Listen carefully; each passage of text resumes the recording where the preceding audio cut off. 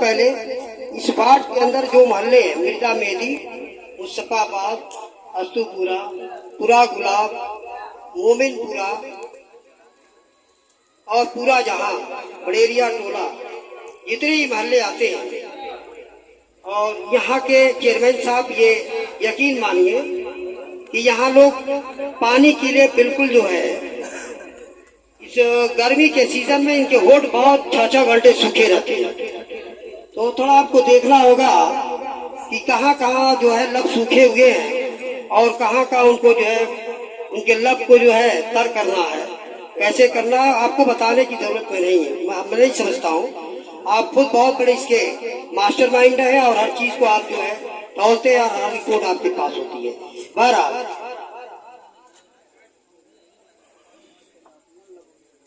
चलिए, आपके लफ्तर के साथ मैं आवाज दूंगा। हाफिज कबीर साहब आए और चेयरमैन साहब की गुलकोशी करें। हाफिज कबीर अहमद साहब, हाँ आगे से आगे। मंजूर अहमद साहब मुहस्सिन आ जाए। मोहम्मद इमरान साहब, तालियां जरा बजाइए जोरदार इस्तकबाल के लिए अपने। मोहम्मद इमरान, नौरोज अली, अनस शिल्पी, आसिफ शिल्पी तैयार है माला लेके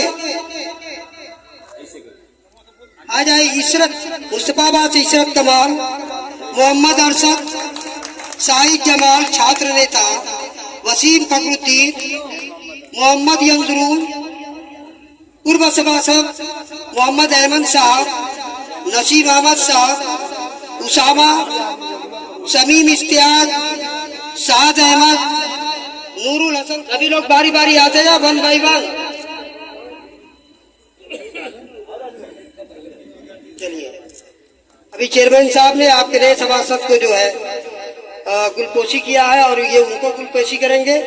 और आइए, अस्तुपुरा से मास्टर विनोद राय, अमन साहनी, अजहर हसन, मोहम्मद मासूम, ऐनुल हक, शफीकुर रहमान, हाफिज मुरसलीन, हाफिज सईद, नौशाद अहमद, रियाज अहमद राजू, रघुनाथ चाचा।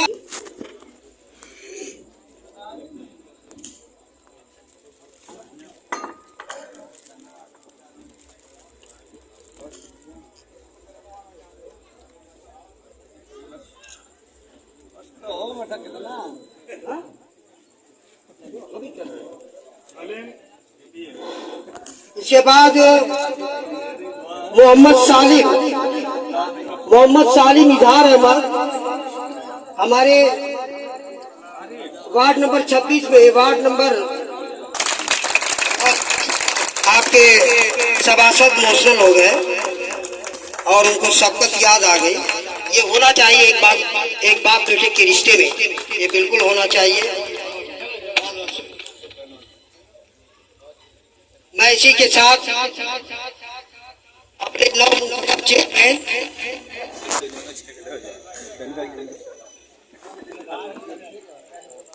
बंद कीजिए, हर बार करेंगे तो आएंगे भी नहीं, बड़ी दिक्कत हो जाएगी। मेंबर साहब को भी आवाज दूंगा, उससे कबल आप कुछ बातें अपनी बोल दें, अपने इलाके के, अपने विकास की, अपने मसाइल के बारे में। क्योंकि जब कोई राजा आता है तो उससे कुछ मांगा जाता है और जानना चाहता है कि हमारी प्रजा क्या मांग रही है। आप उनके नुमाइंदा हैं तो आप अपनी बात यहाँ जरूर करें। मोहतरम सालिम अंसारी साहब। बहुत बहुत शुक्रिया मास्टर साहब। चूंकि वक्त नहीं है कि मैं ज्यादा तफसीली गुफ्तगू करूं, हम लोग अपने मोहतरम चेयरमैन अफसर जमाल साहब को ज्यादा सुनना चाहेंगे।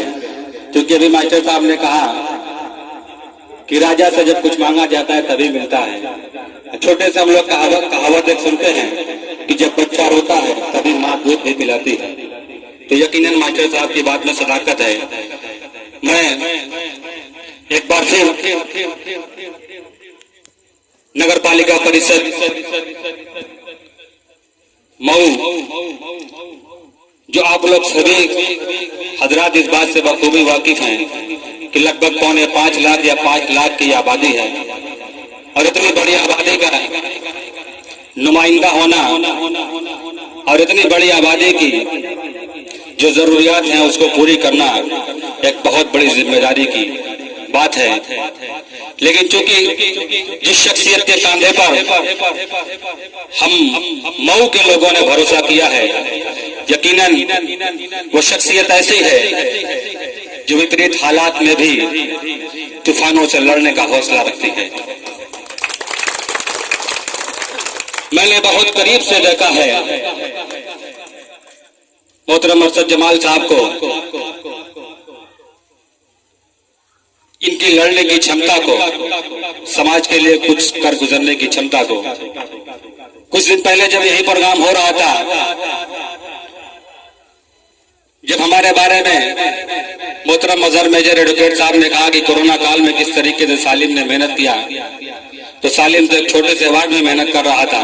हम लोगों के नगर पिता पूरे मऊ नगर पालिका नहीं पूरे जनपद में दौड़ दौड़ कर लोगों के दुख और दर्द को बांट रहे थे। ऐसे नेता को मैं सलाम करते हुए बात आगे बढ़ाना चाहता हूं। आप उत्तर प्रदेश में सबसे ज्यादा वोटों से जीतने वाले चेयरमैन बने हैं, इसके लिए आपको बधाई। क्योंकि मेरी हैसियत तो नहीं कि मैं आपको शुभकामनाएं या और चीजें आपसे गुफ्तगू कर सकूं। आपकी जेर सरपरस्ती में अब काम करने का मौका मिला है। हम आपसे ये उम्मीद करेंगे कि आप छोटा बेटा, छोटा भाई समझकर हमें अपनी शफकत की निगाह रखते हुए हमारे वार्ड की तामीर तरक्की में हमारा खास लिहाज रखेंगे। और मैं आपसे इस इलाके की जनता के सामने वादा करता हूं, नगर पालिका परिषद मऊ के किसी भी काम में, सदन में, जहां जहां जरूरत आपको महसूस होगी, सालिम अंसारी की आपके कंधे से कंधा मिलाकर चलने का काम करेगा। क्योंकि आप भी जिस फिरका परस्त ताकत को हरा कर आए हैं, उन्हीं फिरका परस्त ताकतों को हमने भी हराया है इस वार्ड में।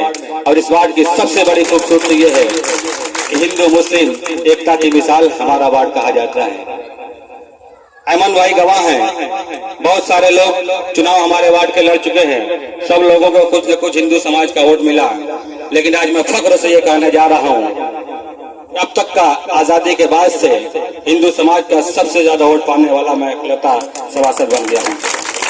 हर समाज का बगल में हमारे कतकापुरा पड़ता है, बगल में राय बस्ती है, सोनकर बस्ती है, धोबी टोला है, और हमारे इलाके में गुलाब मिठाई वाले से होते हुए रघुनाथ चाचा, रामदास चाचा, सरिया पीसीओ, सारे लोग हमारे मोहल्ले में रहते हैं। सब लोग एक साथ मिलजुल कर रहते हैं। सारे लोगों का वोट हम लोगों को मिला है और उन्हीं की बदौलत हम लोगों ने ये जीत दर्ज की है। मैं उनका भी इस मौके पर हार्दिक स्वागत, अभिनंदन, शुक्रिया अदा करता हूँ। वक्त नहीं लूंगा, सीधे सीधे 3-4 जो बड़े काम है हमारे वार्ड के, जो मैंने सोचा था कि जब बोर्ड की पहली बैठक होगी तो मोहतरम चेयरमैन साहब से उसको अवगत कराया जाएगा। क्योंकि ये ज़ाब्ता भी हुआ करता है कि बोर्ड की बैठक से ही अपनी बातें कही जाए।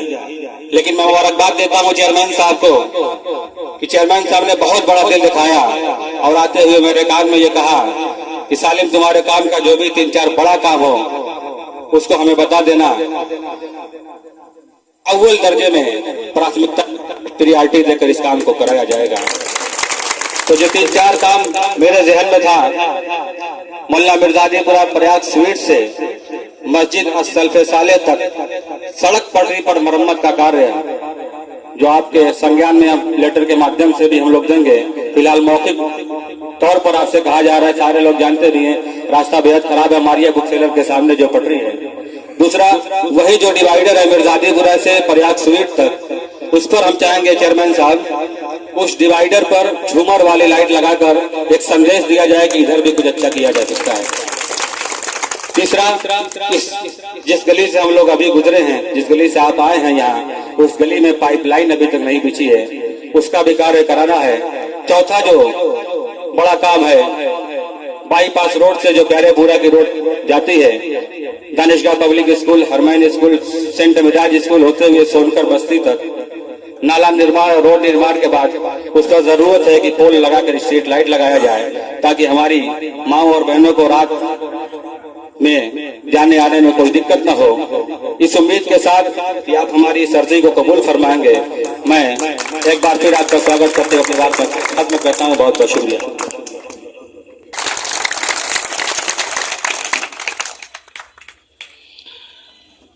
वाद के बहुत होनहार मेंबर सालिम साहब और यहाँ पर मौजूद सभी बुजुर्गों और नौजवान साथियों, अस्सलाम वालेकुम, आदाब और नमस्कार। सबसे पहले तो मैं आप लोगों को इस बात के लिए बधाई देता हूँ कि आपने बहुत होनहार शख्स का इंतखाब किया है। इसमें कोई शुबा नहीं कि इस उम्र में और इतनी काबिलियत कम नौजवानों में देखने को मिलती है जो सालिम है। और मैंने इनसे चुनाव जीतने के बाद जब बात हुई तो मैंने इनसे ये बात कही थी, शायद सालिम को याद भी होगा, कि आपका फ्यूचर है, आपका मुस्तकबिल है। आप अगर मेहनत और लगन और ईमानदारी के साथ जनता की खिदमत करोगे तो ये जनता देर सवेर कंधे पे उठा ही तो लेती है। लेकिन उसके लिए एक जरूरी चीज ये है कि आंख बंद करके काम करने की जरूरत है, बेलौस, और जो काम सही लगे उसे करने के लिए पूरी जद्दोजहद करनी चाहिए। और जब काम अच्छा करना आप चाहेंगे तो बहुत सारी रुकावटें आएंगी आपके रास्ते में, क्योंकि कुछ लोगों की आदत होती है कि वो कुछ करेंगे नहीं, बस नुक्ताचीनी करेंगे। और दुनिया का सबसे आसान काम यही है, किसी में ऐब निकालना। इसमें ना अक्ल का खर्चा है ना पैसे खर्चा है। तो कुछ लोग जो कुछ नहीं करते वो यही करते हैं। लेकिन इससे घबराना है जो वो गया। कभी हाथी की तरह चलिए, अपने मंजिल को ठीक टारगेट बनाइए और आगे बढ़ते रहिए। अपनी जिम्मेदारी जो है उस जिम्मेदारी को निभाइए और हमेशा तासुब से बचिए। तासुब से मेरी मुराद सिर्फ ऐसा नहीं कि हिंदू मुस्लिम तासुब से बचिए, मसलक के तासुब से बचिए, अमीर गरीब के तासुब से बचिए।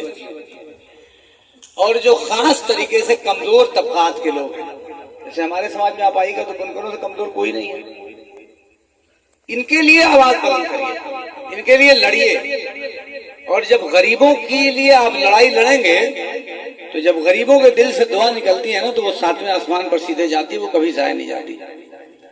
मगर जब आप गरीबों की बात करेंगे, मेरी बात को कोई मतलब अन्यथा ना लेगा, लेकिन जब आप गरीबों की बात करेंगे तो आपके सामने बड़े बड़े पहाड़ खड़े होंगे जो आपके रास्ते में रुकावट बनेंगे। मगर उनसे भी नहीं घबराना है, उनमें भी एक से एक बेहतरीन लोग हैं, एक से एक अच्छे लोग हैं। तो सबको खुश रख के चलने की जो लोग सोचते हैं कि मैं सबको खुश रख के चलूं, वो कभी आवाम की खिदमत कर ही नहीं सकते। फिर से इस बात को कहता हूं कि जो लोग चाहेंगे कि मैं सबको खुश रखूं, वो कभी कुछ कर ही नहीं सकते और कभी सही फैसला नहीं कर सकते। लोग जैसे तामीराती काम रास्तों का, गलियों का होता है, तो बहुत से लोगों का ये कहना है कि भाई विवाद है तो आप हल करके आइए तब हम करेंगे। मेरा कहना है कि जहां विवाद है पहले उसको हल करिए, वो ले आइए मेरे पास। क्योंकि दो लोगों के बीच में झगड़ा है तो उसकी सजा पूरा मोहल्ला क्यों भुगतेगा? तो पहले विवादित काम को हल करने का मेरा मिजाज है। और कभी हक बात कहने से नहीं घबराए।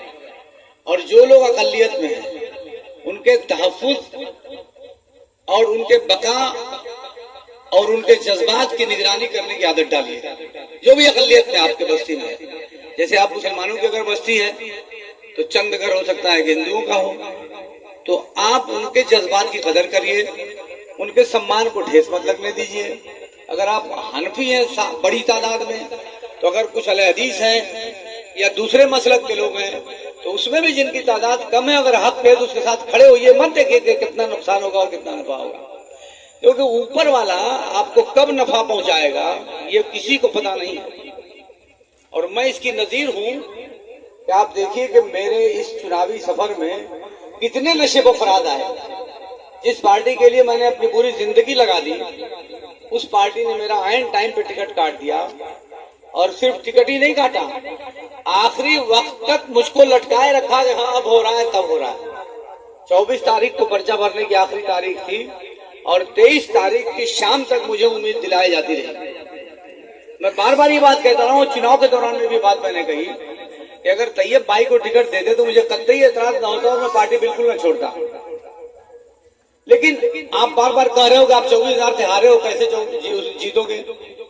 वही मेरा ये कहना था कि भाई मैं 24,000 से हारा हूं, तो जो आदमी 24,000 से जीता है वो भी तो आप ही पार्टी, उसको क्यों नहीं देते आप दे रहे हैं एक ऐसे आदमी को टिकट जिसका सियासत में कोई वजूद ही नहीं है, जो अभी तिफले मकतब है, जो 2 महीना पहले अभी सियासत में आया है। तो इसमें जो खेल हुआ, मैं ये बात बहुत बरजस्ता कहता हूं और पूरे एतमाद और यकीन के साथ कहता हूं कि इसमें खेल हुआ और बरसरे इक़्तिदार पार्टी के दबाव में आकर सबसे कमजोर उम्मीदवार का इंतखाब किया गया, बरसरे इक़्तिदार पार्टी के दबाव में आकर। तो ये मेरे लिए एक बहुत बड़ा चैलेंज है और अगर मैं इस चैलेंज को कबूल न करता तो शायद आने वाली नस्लें भी मुझे माफ नहीं करती और मेरा भी शायद सियासत से वजूद खत्म हो जाता। इसलिए मजबूर होकर बहुजन समाज पार्टी के दरवाजे पे मैंने दस्तक दी। ये लोग 3 दिनों से मेरा इंतजार कर रहे थे और इन लोगों ने कह रखा था कि हम उस वक्त तक आपका इंतजार करेंगे जब तक कि आप इनकार नहीं कर देंगे। और शाम के 23 तारीख की शाम के 5 बजे जब समाजवादी पार्टी का दरवाजा, उसके कार्यालय का एक एक गेट बंद हो गया, उस कार्यालय का एक एक चपरासी तक निकल के चला गया, तब मैंने बहुत मायूस भरी निगाहों से आखिरी दीदार किया उस कार्यालय का। और फिर मैंने ड्राइवर से कहा कि अब गाड़ी बढ़ाओ पार्क एवेन्यू की तरफ, जहां बंगला है मायावती जी का। और लोग इंतजार कर रहे थे सुबह से ही मेरा। तब मैं गया वहां और उन्होंने बहुत इज्जत के साथ मुझे बिठाया। जिस तरह की बातें उनके बारे में सुनी जा रही थी, वो बातें सारी बिल्कुल निराधार निकली। उन्होंने 20-25 मिनट तक बातें की, मेरे घर, मेरे परिवार, मेरे बेटा, मेरे बेटी, मेरे भाई, मेरे बहन, सबके बारे में उन्होंने मालूमात की। और उन्होंने एक बात कही कि जाइए, मेरी शुभकामना है जमाल साहब, आप चुनाव जीतिए। मैं एक बात का आपसे वादा करती हूँ कि मेरी पार्टी में आपके सम्मान को कभी धक्का नहीं पहुंचेगा। हमारे लिए बहुत बड़ी बात थी और बहुत से लोग ये बात समझते हैं कि फिर समाजवादी पार्टी में वापस चले जाएंगे। ऐसा नहीं, मैं बहुत साफ आपके बीच में कहता हूँ कि जिसने मुसीबत के वक्त में मेरे कंधे पर हाथ रखा, जिस दल ने जब हर तरफ अंधेरा था, कहीं उम्मीद की एक किरण नहीं थी, तो उस वक्त जिस नेता ने मुझे उम्मीद की किरण दी और सहारा दिया, तो मैं चुनाव जीतने के बाद अगर उसका साथ छोड़ दूं तो शायद ये इससे बड़ी बेईमानी नहीं हो सकती। मुझे उसी दल के साथ रहना है। मैं ये बात इसलिए बहुत साफ लफ्जों में कह रहा हूँ कि बहुत से लोग इस तरह की बातें फैला रहे हैं कि ये फिर समाजवादी में चले जाएंगे। समाजवादी पार्टी से मुझे कोई शिकवा नहीं है। टिकट नहीं मिला, क्या वजह थी, क्या उनकी मजबूरियां थी, वो जाने। लेकिन चूंकि उस परिवार ने भी बहुत प्यार दिया, बहुत इज्जत दी और बहुत सम्मान दिया और एक लंबा समय वहां से गुजरा है, तो उसके खिलाफ भी कुछ बोलना मुझे ठीक नहीं लगता। क्योंकि जिनसे पहले रिश्ता रहा हो, ये और बात है कि दुश्मन हुआ है आज, मगर वो मेरा दोस्त था, कल तक उसे बुरा न कहो। कुछ तो मजबूरियां रही होंगी, यूं ही कोई बेवफा नहीं होता। अब उनकी क्या मजबूरी थी वो जाने, अल्लाह जाने, लेकिन हमारा जो फर्ज है वो हमको निभाना है। तो मैं ये अर्ज कर रहा था कि आपने बहुत एक होनहार शख्स को मेंबर बनाया है। मुझे ये लगता है कि शायद जितने मेंबर मुंतखब हुए हैं, और ये बात मैं कह रहा हूँ तो बेहिचक कह रहा हूँ, ये वीडियो बन रहा है जो पूरे मऊ में जाएगा, ऐसा नहीं कि आपके मोहल्ले तक महदूद रहेगा, कि जितने भी मेंबर हैं नगर पालिका के, शायद ही सालिम की जितनी सलाहियत वाला कोई भी मेंबर हो। अब इनको आप आगे बढ़ाइए, अब इनको आप आगे बढ़ाइए। मैं आपसे वादा करता हूं कि मेरी तरफ से इनकी मदद में किसी तरह की कोई कोताही नहीं होगी। मेरी तरफ से कोई कोताही नहीं होगी और हर तरह का काम जो इन्होंने बताया है वो कोई ऐसा काम नहीं है जो बड़ा मुश्किल हो या बहुत बड़ा हो। सब छोटे छोटे काम हैं, सब अपने वक्त पे इंशाल्लाह हो जाएंगे। और भी बहुत सारे काम हैं हम लोगों को करने हैं। जैसे मेरा मानना यह है कि चाहे नगर पालिका का सभासद हो, चाहे नगर पालिका का चेयरमैन हो, नगर पालिका के चेयरमैन को नगर पिता कहा जाता है, एमएलए या एमपी को नहीं कहा जाता। ये एजाज सिर्फ नगर पालिका के चेयरमैन को है। इसलिए है कि नगर पिता इसलिए कहा जाता है कि उसकी जिम्मेदारी सिर्फ नाली और खड़ीजे तक की नहीं है, बल्कि उसकी जिम्मेदारी शहर के उस बाप की तरह से है कि जो बाप अपनी औलाद को एक नजर से देखता है और उसके दुख दर्द में बराबर का शरीक होता है, इसलिए नगर पिता कहा जाता है। तो नगर पिता के सहयोगी मेंबर होते हैं, इनकी वार्ड की जिम्मेदारी होती है, अपने वार्ड के नगर पिता हैं, वार्ड पिता हैं ये। तो जितने भी मसाइल हैं, उम्मीदें लोगों की बहुत ज्यादा मेंबरान से वाबस्ता होती हैं, चेयरमैन से वाबस्ता होती है। एमएलए या एमपी को लोग वोट तो देते हैं मगर उनसे कोई उम्मीद नहीं लगाते। और आप देख रहे हैं एक लंबा अरसा, एक लंबी तारीख अगर निकाल के देख लीजिए तो आपके किसी भी वक्त में शायद ठीक कभी कोई मेंबर असेंबली या मेंबर पार्लियामेंट आपके बीच में रहा हो, मगर चेयरमैन जो भी रहा है, किसी ने थोड़ा कम, किसी ने थोड़ा ज्यादा, ये अलग मैटर है, मगर सबने आपके बीच में रहकर काम करने की जरूर कोशिश की। तो मुझे बहुत ज्यादा बातें नहीं करनी है। अच्छा बोर्ड आया है, अच्छे लोग जीत कर आए हैं, हम सब लोग मिलकर काम करेंगे और कभी कोई ये ना सोचे कि किसने वोट दिया किसने नहीं दिया। सालिम साहब ये तो आप भी ध्यान रखिए इस बात का, मनोहर साहब आप भी रखिए कि किसने आपको वोट दिया किसने वोट नहीं दिया, कभी ये जानने की कोशिश मत करिए। मैं कभी ये जानने का प्रयास नहीं करता कि मुझे किसने वोट नहीं दिया, मैं ये जानने की कोशिश करता हूँ मुझे किसने वोट दिया। क्योंकि जब आप ये तलाशेंगे कि मुझे किसने वोट नहीं दिया तो आप इंसान हैं, इंसानी फितरत के मुताबिक आपके जहन में गुस्सा थोड़ा सा जरूर आएगा और रिएक्शन आएगा। इसलिए जानिए ही मत किसने वोट नहीं दिया, कभी उस आंकड़े में मत जाइए और उस गिनती में मत जाइए कि किसने वोट नहीं दिया। आप जब चुनाव जीत गए तो आप सबके रहनुमा हैं और सबके साथ इंसाफ करिए, क्योंकि वही शख्स जिसने आपको इस बार वोट नहीं दिया है, वही शख्स अगर आपका अखलाक बेहतर रहा तो अगली बार वो आपको वोट देगा और अगली सब तक खड़ा रहेगा। आप देखिए जब चुनाव लड़ते हैं तब मेरे वोटों की तादाद ज्यादा हो जाती है। मैं हारता हूं तो भी 30,000 वोट पाता हूं, निर्दल लड़ता हूं बिना सिंबल के तो भी 30,000 पाता हूं। और इस बार तो ऐसी हवा चली कि जो इलाका इन्होंने बढ़ाया था, जमात सीमा विस्तार किया था, सीमा विस्तार यूं ही थोड़ी ना हुआ था। अभी तो जो पुराने इलाके हैं उन इलाकों का ही विकास नहीं हो पाया है ठीक से, बहुत काम बाकी है। और चेज आए कि आपने इतना बड़ा इलाका फिर बढ़ा दिया, तो वो इलाके के विकास की गरज से बढ़ाया गया या नहीं वो तो जिन्होंने बढ़ाया वो जाने। लेकिन मैं इतना जानता हूं कि विस्तार इसलिए किया गया, वो उसके पीछे भी एक मंशा थी। और मंशा आप समझते हैं क्योंकि घोसी के एक साबिक विधायक का जो खत वायरल हुआ था, उस खत में उस मंशा का तस्करा किया गया था। उस मंशा को आप समझ रहे हो, वो किया गया। फिर दूसरा ये काम किया गया कि वोटर लिस्ट में इधर उधर बहुत किया गया। तीसरा ये किया गया कि पर्ची बांटने के लिए हर तरफ पर्ची तो बढ़ गई, मगर आपके इलाके में पर्ची एक दिन पहले बंटना शुरू हुई और आखिरी दिन तक बढ़ती रही, बहुत से इलाकों में पर्ची नहीं पहुंची। और चौथा कारनामा यह किया गया कि वोट के दिन जितनी भी सख्ती हो सकी वो सिर्फ आपके इलाके में हुई जहां बहुजन समाज पार्टी का 95% वोट था। ये सख्ती और कहीं नहीं हुई, ये सख्ती सिर्फ आपके इलाके में हुई जहां बहुजन समाज पार्टी का 95 से लेकर 98% का वोट था। वही सख्ती हुई कि बहुत ज्यादा 50 नौजवान हमारे पकड़े गए, हमारी मुख्तलिफ बहनें बेटियां पकड़ के बंद की गई थानों में। हम लोगों ने जाकर उसी दिन किसी तरह छुड़ाया। 6 लोग जेल में चले गए थे, जिनकी आज एक लड़के की जमानत कल हुई थी और 5 लोग आज जेल से जाकर रिहा हुए। हम लोगों ने गाड़ी भेजा तो उन लोगों को लेके आए, आज जेल चले गए। गलती क्या, मामूली गलती कि कार्ड आपका फर्जी है तो ये सब एक बहाना था, एक खौफ का माहौल पैदा करना था ताकि लोग वोट देने के लिए न जाएं। और उसका नतीजा ये हुआ कि कम से कम हमारी पोलिंग जो 70% होती थी वो 50 से 52% तक रह गई, 20% पोलिंग कम हुई। अगर ये पूरा वोट पोल हुआ होता तो 20,000 वोट कम से कम और हमारा पोल हुआ होता और 20,000 में 19,000 वोट मेरा होता। तो ये सब कुछ किया गया, मगर इनको ये पता नहीं था कि आप एक तरफ जहां हमला बोल रहे हैं वहां तो आप नुकसान पहुंचा रहे हैं, मगर जहां आप बड़े मुतमईन बैठे हैं वहीं आप हार रहे हैं। यानी जो इलाका इन्होंने सीमा विस्तार किया उस पूरे इलाके से 14,200 वोट मुझको मिला और भारतीय जनता पार्टी को 11,400 वोट मिला। यानी वो जो सीमा विस्तार हुआ था उसी इलाके में हार गए, वहां तो मुसलमान नहीं है। वहां तो मुसलमान है नहीं। मऊ के आधे से ज्यादा इलाकों में जहाँ एक भी मुसलमान का वोट नहीं है, ऐसे इलाकों में मैं जीता हूँ। तो ये क्या है? ये एक बहुत बड़ा संदेश है। ये संदेश ये है कि अगर आप सही मायने में ईमानदारी से जनता की खिदमत करेंगे तो कोई कितना हो फिरका परस्ती और नफरत की आग को भड़काना चाहे वो भड़का नहीं सकता। और ये जनता, ये अवाम, ये मासूम है और सब समझती है और समझा।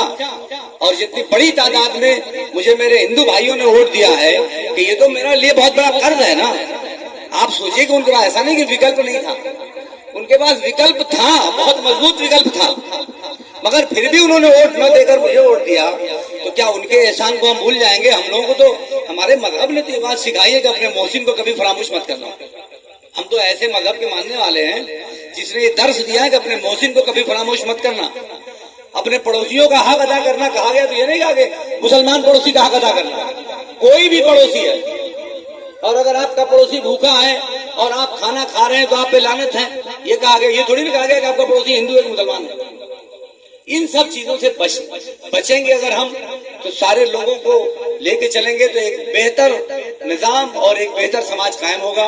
और मैं समझता हूं कि इस चुनाव ने बहुत बड़ा संदेश दिया है। आने वाले दिनों में फिरका परस्त ताकतें और भी नाकाम होंगी। मेरी बात जरा लंबी हो गई, लेकिन चूंकि आप लोग इतने सुकून से सुन रहे थे कि मेरी बातें आगे बढ़ती गई। जब कोई बहुत तवज्जो से सुनता है तो बातें निकलती जाती हैं। तो मैं एक मरतबा फिर आप सब लोगों का दिल की गहराइयों से बहुत शुक्रिया अदा करता हूं और आपको यकीन दिलाता हूं कि सालिम को लेकर भी आप सुरखरू रहेंगे और मेरी जात से भी आपको इंशाल्लाह कभी तकलीफ नहीं पहुंचेगी। बहुत बहुत शुक्रिया, बहुत बहुत धन्यवाद।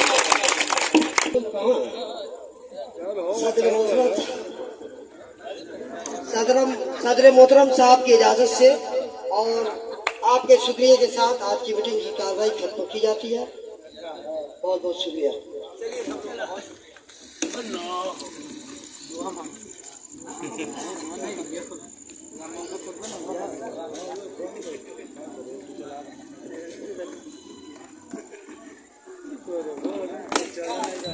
Thank you.